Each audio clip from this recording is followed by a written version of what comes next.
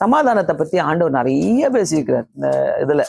So சமாதானத்தை உங்களுக்கு கொடுக்க வந்தேன்னு சொல்றாரு.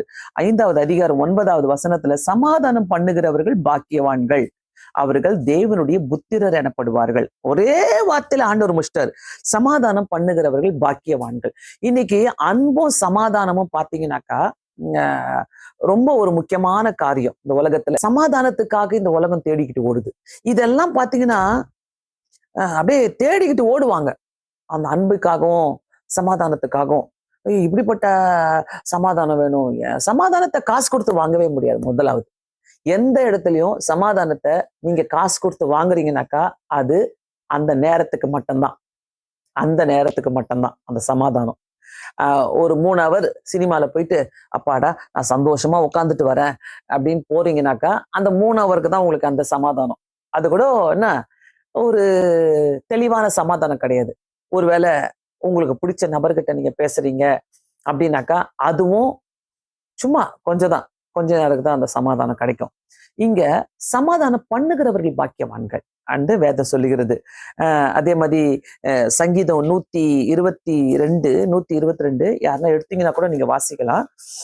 122 7வது வசனம் அதுலயும் பார்க்கலாம்.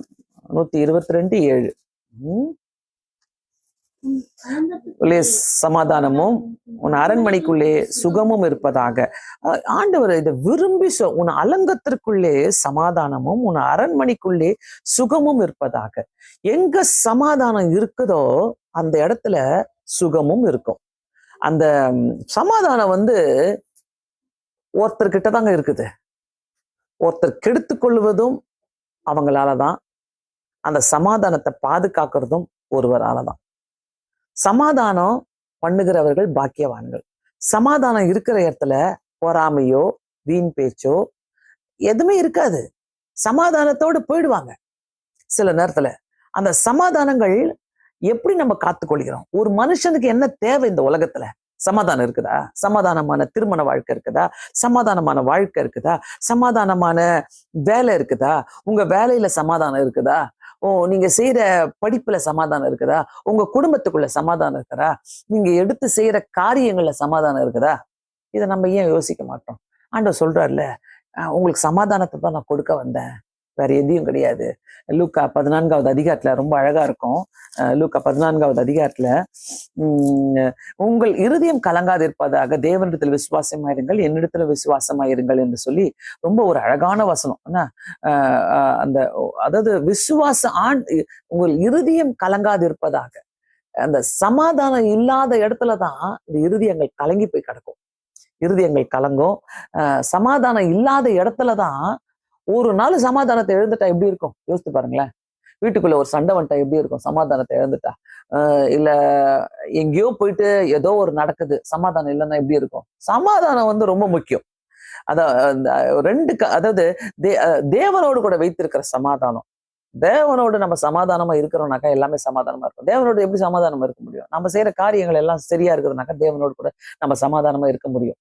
நோ சொல்லுகிற இடத்துல நோ சொல்லணும், எஸ் சொல்லுகிற இடத்துல எஸ் சொல்லணும். இது இல்லைனாக்கா கண்டிப்பா தேவனோட நம்ம சமாதானமா இருக்க முடியாது. ஒருவேளை இதை நீங்க பார்த்துட்டு இருக்கிறீங்கனாக்கா தயவு செய்து உங்களுடைய ஐடியாஸும் நீங்க பதிவு பண்ணுங்க. ஏனென்றா தேவனோடு நான் சமாதானமா இருக்கிறேனாக்கா எல்லாரோட எப்பவுமே நான் ஒண்ணு உணர்வேன். நம்ம சமாதானம் இல்லாத காரியத்துல பைபிளை தூக்கி உங்க முன்னாடி வைங்களேன், முட்டி போடுங்களேன், பைபிளை வாசிக்க ஆரம்பிக்குங்களேன். உங்களுக்கு எங்க சமாதானம் இல்லையோ அங்க அது அப்படியே உங்க கண்ணெதிர்க்க நிற்கும். அப்படியே நிற்கும். அந்த மனசுக்குள்ள வரும், நீங்க பைபிள் வாசினே தான் இருப்ப. ஆனா மனசுக்குள்ள வரும், அது பைபிள் வாசிப்ப, அது தாண்டி வாசிப்பீங்க. அது திருப்பி ஒரு ஜபத்தை பண்ணுவீங்க, அது வரும். 10 தடவை அந்த காரியம் உங்க கண் முன்னாடி வந்துட்டே போகும். அப்போ நீங்க ஆண்டவர்கிட்ட சரிப்படுத்துங்க. ஆண்டவரே, இந்த காரியத்துல நான் சமாதானமா இல்லாம இருக்கிறேன். சமாதானம் யாரோ உங்களை தேடிக்கிட்டு கொடுக்கிற சமாதானம் கிடையாது. நீயே அதை சரிப்படுத்திக்கணும். நீ அதை சரிப்படுத்தணும். எத்தனை பேர் இதை புரியுதுன்னு தெரியல, எத்தனை பேருக்கு இது இதை சரிங்கன்னு தெரியல. நீங்க பெரிய ஜபாலியா இருக்கலாம், பெரிய ஜப வீரனாக இருக்கலாம், பெரிய பைபிள் வாசிக்கிற ஆளா இருக்கலாம், நீங்க என்னென்னமோ யாரையோ நான் சமாதானப்படுத்துறேனே அப்படின்னு நீங்க சொல்ற ஆளா இருக்கலாம். என்ன பண்ணாலும் நீங்க முழங்கால் போடும் போது எந்த காரியம் உங்க கண் முன்னாடி ஆண்டவர் சத்தியம் உள்ளவருங்க. ஆண்டவர் சத்தியம் உள்ளவர். ஆண்டவர் என்ன சொல்லுவார்னா, ஃபர்ஸ்ட் போய் நீ சமாதானம் பண்ணு. நீ சமாதானமா இருக்கணும்னாக்கா உனக்குள்ள சமாதானம் இருக்கணும். உனக்குள்ள சமாதானம். யாரையும் நம்ம ஏதாவது சண்டை போட்டு வரோம், எதையோ ஒரு காரியம் சமாதானம் இல்லைனாக்கா ஜோம் பண்ணுங்க. அதை கொடுத்து எனக்கெல்லாம் ஆண்டவர் அது கொண்டு வருவாரு, கொண்டு வரதுக்கு நிறுத்துவார் என் முன்னாடி. அப்ப நான் சரிப்படுத்துவேன் அதை.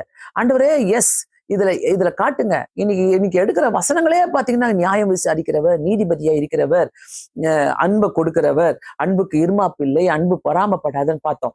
அதேதான் சமாதானமும். ஒரு மனுஷன் பரவாயில்ல விடு பாத்துக்கலாம், அது கிடையாது. அது கிடையவே கிடையாது. அப்புறம் பாத்துக்கலாம் விடு, அப்புறம் வாங்கிக்கலாம், இங்க இந்த கடையில இல்லையா, சரி இன்னொரு நாள் வாங்கிக்கலாம். அந்த கதையே கிடையாது. இது கண்டினியூ ஆகும்.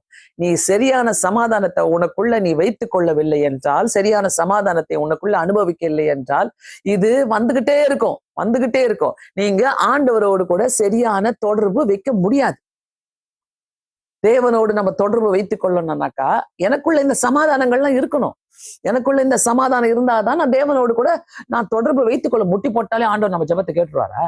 அப்ப எதுக்கு இந்த மேட்டர்லாம் நம்ம முன்னாடி கொண்டு வருவச்ச? மனுஷனால செய்ய முடியாதுங்க.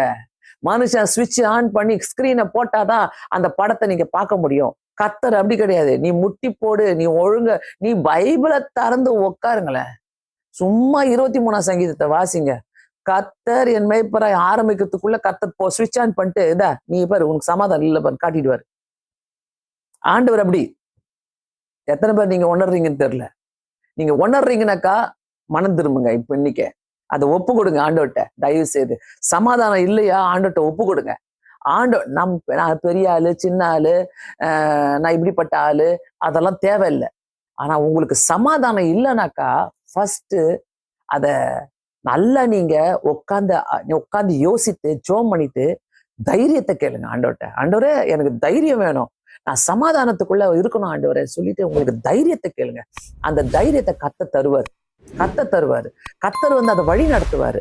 கர்த்தர் என்னைக்குமே நம்ம ஜெபிக்கிற ஆளு. நான் சிலர்லாம் பாத்தீங்கன்னாக்கா பிரசங்கம் பண்ண பயப்படுவாங்க, ஜெபம் பண்ண பயப்படுவாங்க.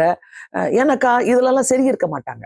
யோசிப்பாங்க, ஐயோ நம்மளுக்கு அந்த பிரச்சனை எல்லாம் இருக்குது, ஐயோ நம்மளுக்கு இப்படிலாம் இருக்குது, அதனால நம்ம ஜெபம் பண்ணக்கூடாது, நம்ம ஓரமா ஒதுங்கிக்கலாம், அதெல்லாம் சரியாயிட்ட பிறகு நான் வரேன்னுவாங்க. அது என்னைக்கு சரியா வருது, என்னைக்கு நம்ம சரிப்படுத்துது, என்னைக்கு நம்ம சமாதானமா ஆகுறது? பிரியமானவர்களே, ஆவியானவர் பேசுறாருனாக்கா ஆவியானவர் தாங்க. ஆவியானவர் பேசும்போது நம்ம நெக்லெக்ட் பண்ணிட்டு போகவே முடியாது. ஆண்டவரே ஏன் நம்ம மறந்துட்டு கூட இருக்கலாம்.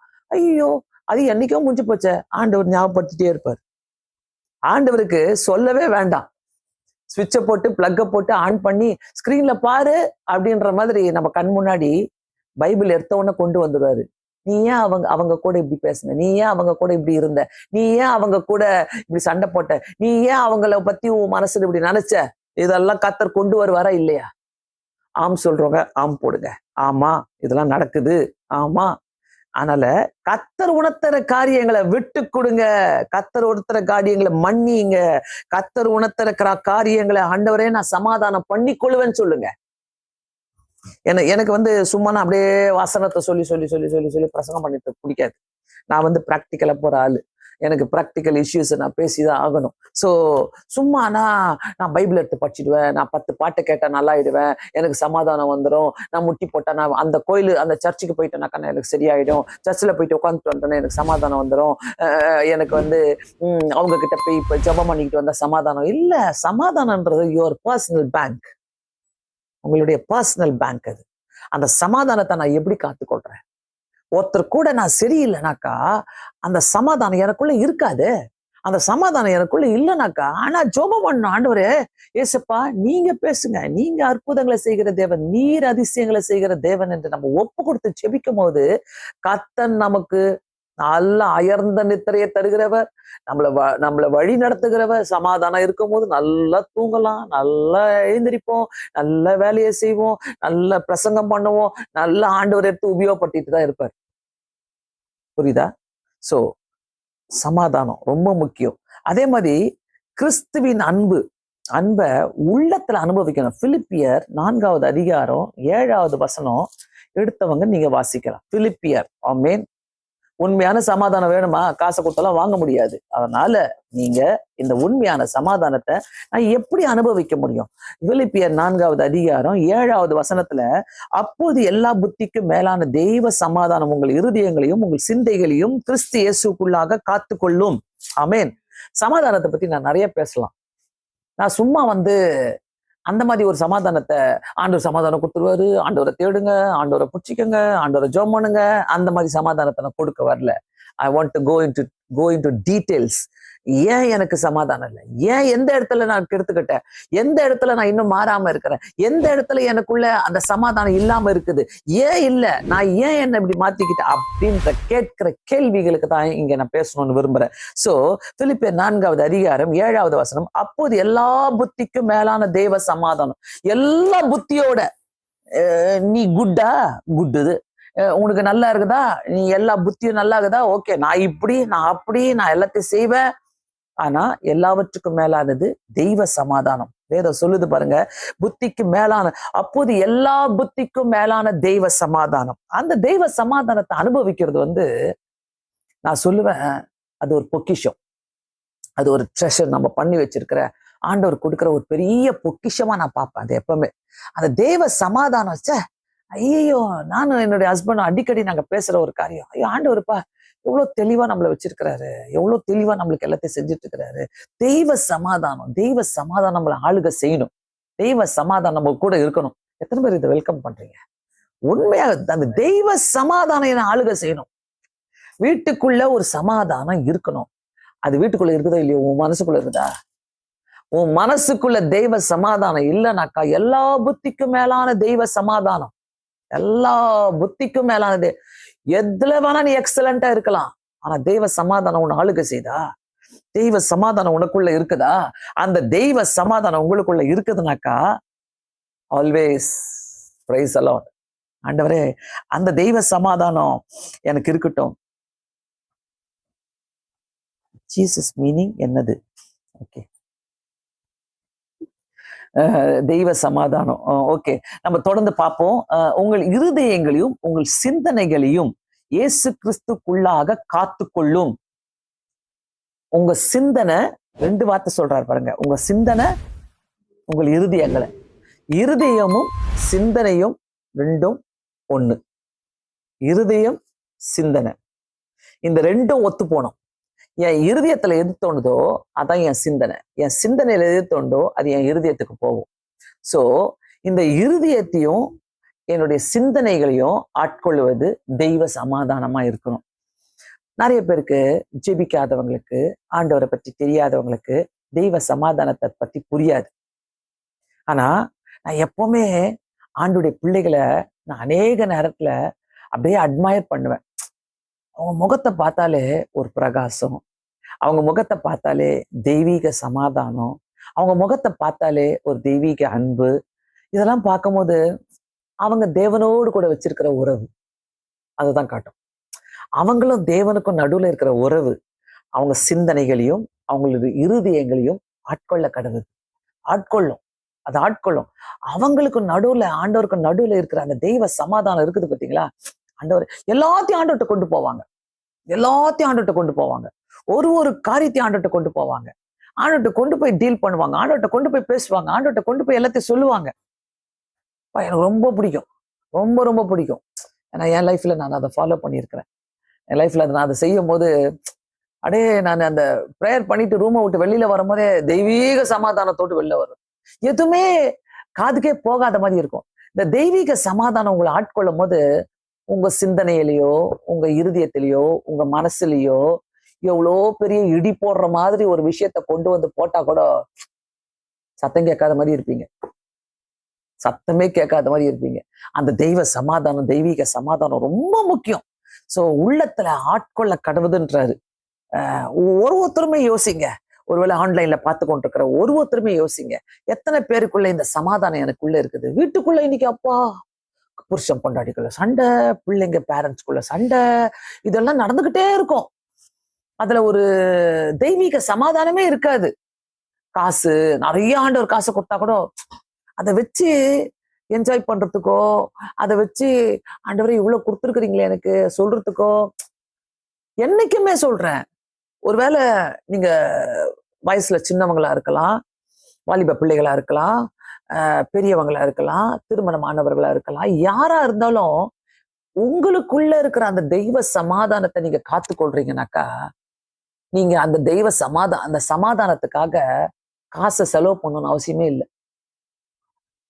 இந்த டூருக்கு போவாங்க, பிக்னிக்கு போவாங்க, போகலாம், அதை பத்தி தப்பு இல்லை. எதுக்குனாக்கா ஜாலியா இருந்துட்டோம்.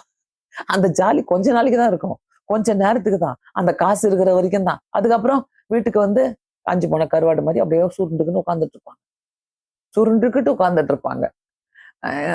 ஏன்னா எல்லாம் சும்மாதான் அப்படியே ஏதோ இந்த ஸ்மோக் பண்றவங்க பார்த்தீங்களா? நேத்து கூட நான் ரோட்ல வரும்போது ஒரு 2 யங் பாய்ஸை பார்க்குறேன். 2 யங் பாய்ஸ், அவங்க ஏதோ பிரேக் டைம் போல அவங்களுக்கு. ரொம்ப சீரியஸா 2 பேரும் அப்படியே கிட்ட கிட்ட நின்னுக்கிறாங்க. ஒருத்தரை பார்த்து ஒருத்தர் ஊதி இருக்கிறாங்க, சிகரெட் பிடிச்சிருக்காங்க. அவங்க பேச்சுவார்த்தையும் கிடையாது.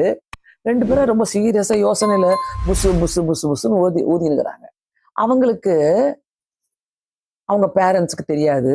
பார்த்தாலே திருட்டுத்தனமா ஒரு மரத்துக்கு பின்னாடி ஒளிஞ்சுக்கிட்டு ஊதுறாங்க. அந்த சமாதானம் வந்து சிகரெட்ல இருக்குதுன்னு நினைக்கிறாங்க. குடிக்கிறவங்க பாருங்க, குடிச்சிட்டு கண்ணாபுடான்னு பேசிட்டு இருப்பாங்க. அந்த சமாதானம் வந்து குடியில இருக்குதுன்னு நினைக்கிறாங்க. தேட்டருக்கு போறவங்க நினைக்கிறாங்க அந்த சமாதானம் வந்து தேட்டர்ல இருக்குதுன்னு நினைக்கிறாங்க. அந்த சமாதானம் என்னுடைய பார்ட்னர்கிட்ட இருக்குதுன்னு நினைக்கிறாங்க. ஐயோ, பார்ட்னர்கிட்ட ஒரு 5 நிமிஷம் பேசினா சமாதானமா ஆயிடுவேன். ஐயோ, எல்லாம் பொய்ங்க, பொய், எல்லாமே பொய். தெய்வீக சமாதானம் மட்டும்தான் உங்க சிந்தனைகளையும் உங்களுடைய இருதயத்திலும் ஆழக்கடவுது. இது எத்தனை பேர் புரிஞ்சிருக்கிறீங்க தெரியல. உண்மையான ஒரு விசுவாசினாக்கா, உண்மையான ஒரு ஜெபிக்கிறவங்கனாக்கா கண்டிப்பாக இது உங்களுக்கு புரியும் நினைக்கிறேன்.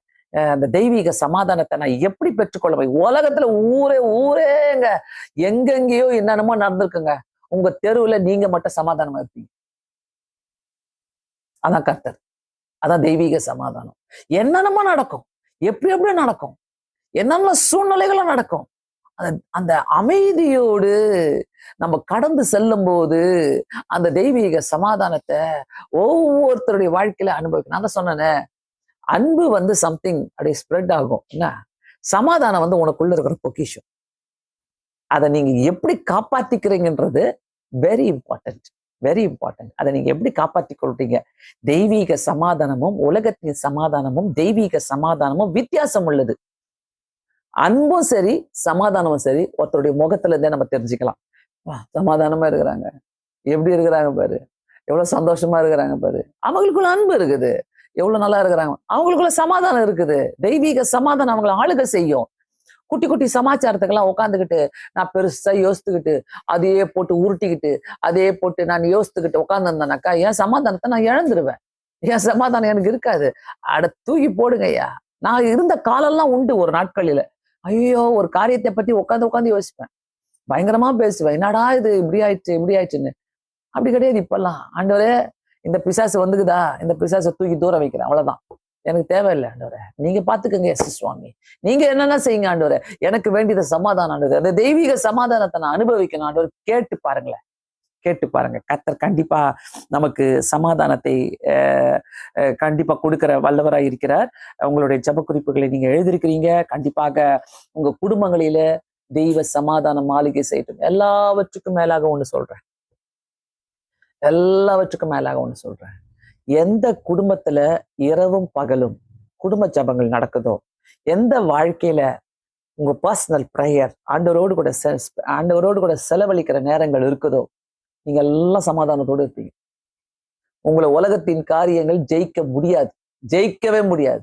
என் வாழ்க்கையில நான் எக்ஸ்பீரியன்ஸ் பண்ணி நான் சொல்றேன், எந்த உலகத்தின் காரியங்களும் உங்களை ஜெயிக்க முடியாது. ஸோ அன்பு சமாதானம் இருக்குனாக்கா அங்க இருமாப்பு இருக்காது. அங்க பொறாமை இருக்காது, அங்க ஈகோ இருக்காது, அங்க அநேக விட்டு கொடுக்கிற மன்னிக்கிற தன்மைகள் இருக்கும். ஸோ இவைகளெல்லாம் நமக்கு இல்லைனாக்கா சரி செய்து கொள்வது நல்லது. நம்ம சரி செய்து கொள்ளணும். ஏன்னா அன்பும் சமாதானமும் ஒன்றுக்கொண்டு சேர்ந்து போனாதான் கண்டிப்பாக வாழ்க்கை நல்லா இருக்கும். குடும்பத்தினுடைய சமாதானத்தை தயவு செய்து காத்துக்கொள்ளுங்க. குடும்பத்தினுடைய சமாதானத்துக்காக ஜெபம் பண்ணுங்க. ஊர் உலகெல்லாம் சமாதானத்தை போய் காட்டிடலாம், ஊர் உலகெல்லாம் சிரிச்சிடலாம், ஊர் உலகெல்லாம் போய் பேசிடலாம். வீட்டுக்குள்ள சமாதானம் இல்லைனாக்கா நம்ம ஒண்ணுமே பண்ண முடியாது. பிரியமானவர்களே, நம்ம ஒண்ணும் செய்ய முடியாது. வீட்டுக்குள்ள சமாதானம் இருந்தாதான் நீங்க வெளியில போயிட்டு சமாதானமாக இருக்க முடியும்.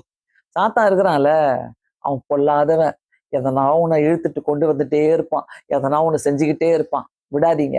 ஆண்டவர்ட்ட சொல்லுங்க, ஆண்டவரே எனக்குள்ள ஒரு பெரிய சமாதானத்தை கொடுங்க.